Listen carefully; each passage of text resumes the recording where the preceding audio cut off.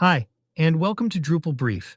This is an AI-generated summary of another video, podcast, or blog post. If you want to learn more about what's being discussed here, then please go check out the source. This podcast is produced by the team at Drupal Forge. Drupal Forge is the new #1 open-source development and hosting platform. It has all the functionality of the expensive platforms, but at very affordable prices. If you're looking for a new hosting provider, contact us for a demo before you get locked in. Okay, that's it. Make sure to click subscribe, and here we go. Welcome to the deep dive. So imagine you get this newsletter, right? And it's just packed with everything going on in a big tech community, the news, the techie stuff, events, people. Yeah, real snapshot. Exactly. And today we're grabbing one specific snapshot, issue 685 of the Weekly Drop, dated June 5th, 2025. We're going to sort of sift through it together. That's the plan. And our goal isn't just, listing things out. It's about pulling out the key insights. What really tells you what's important, what's shifting, what people are actually focusing on in the Drupal world right now. Yeah, from like community leadership stuff to what's happening with core development. Cutting edge things like AI, and then all the practical developer resources too. It's quite a mix. Okay, let's jump in and see what stands out. All right.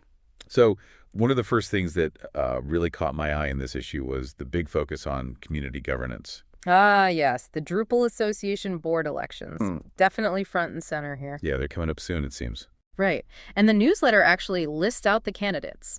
Alexander Varwick, Carlos Espina, Matt Glayman, Matthew Saunders, Maya Schaefer, Vladimir Rudikov, and Will Huggins. Quite a slate. What I thought was really interesting, though, were the links to articles where candidates kind of shared their personal views. Oh, yeah. Like there's one called A Drupal Couple Running for the Drupal Association Board Again because the work isn't finished. Okay, the work isn't finished. That tells you something. And another one, Why I've self-nominated for the Drupal Association at Large board seat at this moment. Right, at this moment. Seeing those titles, it gives you more than just a name, doesn't it? It hints at their motivation. Totally. Like work isn't finished suggests, I don't know, maybe ongoing projects or challenges they feel they need to see through. And at this moment makes you wonder, what's special about now? Is there some urgency or a specific issue driving that nomination? It feels a bit deeper than just a standard campaign slogan. Yeah, they feel more like reflections on where things are at. Yeah. So for you listening, you might wonder, okay, why should I care about these board elections? Well, it really matters because this board guides the actual nonprofit, the Drupal Association. They handle the infrastructure, DrupalCons, the big community initiative. So their decisions on like strategy and money. Exactly. Strategy, funding, priorities, it all shapes the health and ultimately the future direction of the whole platform you're using. It's about who's steering the ship, basically. Gotcha. Stewardship. Makes sense. So moving on from the governance angle. Okay, yeah. Let's talk about the platform itself. Where's Drupal heading? What's the latest on core development in the future? There are definitely some strong signals in this issue. One big headline is Drupal Core News, UX as a first-class citizen in Drupal Core. First-class citizen. That phrasing really jumps out. What does that actually mean, calling UX a primary focus like that? Well, I think it implies a pretty significant shift, in priorities and resources. Moving UX from something maybe considered later or bolted on to being a first-class citizen, it means it's supposed to be baked in right from the start. Right alongside the technical architecture, security, all that core stuff. Precisely. And that's potentially huge for making Drupal easier to use, maybe broadening its appeal beyond just hardcore developers. Yeah, that seems critical. Yeah. And speaking of the future, there's clearly still a big push towards Drupal 11 readiness. Oh, absolutely. And interestingly, this issue even has a sponsored message from Opposy offering a free audit specifically for Drupal 7 sites. Still? Wow. Drupal 7 EOL was a while back now, wasn't it? It was. But the fact that companies are still actively marketing migration services and audits for D7 tells you just how many sites are likely still out there on it. So that's a major ongoing challenge then, people needing that path forward to D10 or D11. Definitely. That free audit offer speaks directly to that segment, acknowledging that it's still a significant pain point in the ecosystem. And then there's the Drupal Starshot blog, Marketplace Shareout #5, tuning insight into structure. That sounds like progress on that initiative, too. Yeah, and Starshot is also aimed squarely at improving that out-of-the-box experience, which often ties right back into UX improvements. So it feels connected. Very much so. Seeing Starshot updates next to the core UX focus suggests a coordinated effort. making Drupal more approachable. And there's also a conversation mentioned with Samuel Mortensen. Right, from the Drop Times, covering his work from Drupal core to static site innovation, talking about Tome, SFC, and open source. So connecting core work to other related, maybe more cutting-edge projects. Exactly. Like Tome, it's a static site generator built using Drupal. It shows how core ideas can lead to totally new ways of building things. Okay, so you've got these big strategic things like Starshot, core thinking changing with UX, and then related innovation like Tome. It's like the project's moving forward on several different fronts at once. Yeah, a multi-pronged evolution, you could say. All right, so shifting gears a bit from core evolution to, well, the big tech trends influencing everything right now. And this issue definitely hits on two big ones, AI and automated testing. AI feels like it's absolutely everywhere. The newsletter highlights a SpecBee article, 9 Drupal AI modules that can make your website smarter.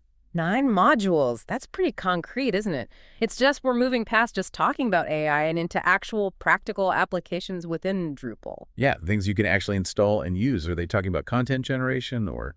The title, Make Your Website Smarter, is broad, but it likely covers things like content suggestions, maybe image analysis, personalization, moderation, a range of use cases emerging in the contrib space. And it also mentions Marcus Johansson returning to Drupal, with AI being his main focus now. Yeah, reported by the Drop Times. That signals that, experienced folks in the community see AI as a really critical area for Drupal's future. Plus, their tutorials mentioned too. Drupal AI, first steps, and Drupal AI without privacy trade-offs. Right, and that combination is interesting. You've got the practical how to get started, but also the immediate flag about privacy. That without privacy trade-offs part feels crucial. As AI gets integrated more, how you handle data and ethics is massive. Absolutely. It's good to see that conversation happening up front. It's not just can we add AI, but how do we do this responsibly? And that's echoed in the sponsored content from Amazy.ai too, right? Mentioning enterprise AI, but emphasizing compliance, security, data sovereignty. Exactly. Especially for bigger companies, those aren't just nice to haves, they're essential requirements. It shows the AI conversation in Drupal is maturing fast. Okay, so that's AI. What about the other trend automated testing? There's a piece from the Drop Times called Inside Drupal Auto Testing, Expert Insights from Alexander Charbonneau. Inside and expert insights. So probably not just a basic how to write a test. Doesn't sound like it. It sounds more like a deeper dive into how Drupal's whole testing framework operates, maybe some best practices, common mistakes, the stuff that's really vital for keeping a project this complex stable. Right, because all this innovation we're talking about needs that solid foundation of testing underneath it. Precisely. It's kind of the unsung hero ensuring quality and reliability. Okay, let's pivot again. What about more practical stuff? Resources, tips for developers, contributors. Yeah, there's some good stuff there too. Gaber Hotze has an article, I built a thing for api.drupal.org, and you can too. Oh, cool. Improving the API docs. That's always welcome. Definitely. And it's a great example of that community spirit, right? Building tools that help everyone. Plus, that you can too bit is a nice, clear invitation for others to contribute. Yeah, I like that. It shows how smaller contributions can make a real difference.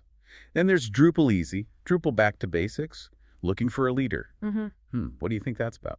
It's a bit ambiguous from the title, isn't it? Could be about fundamental coding concepts, like getting back to basics, or it could be about leadership within development teams or projects. Either way, it points towards foundational skills, whether technical or, people-related. True. And there's also a very specific front-end tutorial listed.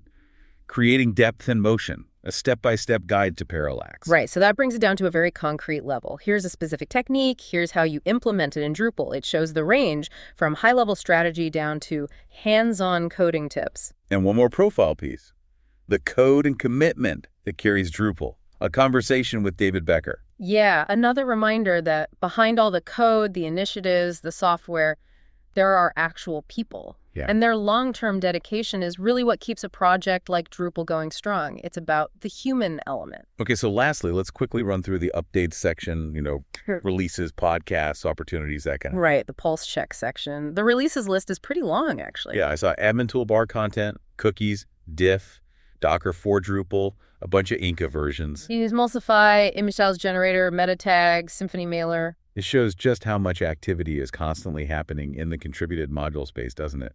Absolutely. These aren't just minor bug fixes. They often represent ongoing improvements and new features for tools that tons of sites depend on every single day. It's a good sign of a healthy ecosystem. Yeah, definitely. And if you want to dive deeper into specific topics, they list some podcasts too.